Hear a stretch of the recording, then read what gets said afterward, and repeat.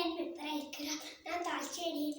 அவர் என்னை பில்லுள்ள இடைகளில் வைத்து அமர்ந்து கொண்ட தண்ணி அண்டையிலே என்னை கொண்டு போய் விடுகிறார். அவர் நீதி நிமித்தம் நீதியின் பதில் நிறுத்துகிறார். நான் மரண இருள் பள்ளத்தாக்கில் நடந்தாலும் பிள்ளாப்பிற்கு பயப்படேன். தேவர் என்னோடு கூடியிருக்கிறீர். உம்முடைய கோலும் தடியும் என்னை தேற்றும். என் சத்துருக்களுக்கு முன்பாக ஒரு பந்தை ஆயத்தப்படுத்தி என் தலையினால் அபிஷேகம் பண்ணுகிறேன். என் பாத்திரம் நிரம்பி வழிகிறது.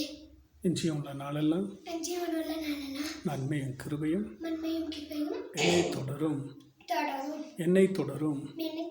நான் கர்த்தருடைய வீட்டிலே நீடித்த நாட்களாய் நிலைத்திருப்பேன். ஆமென். அன்பான தேவனே,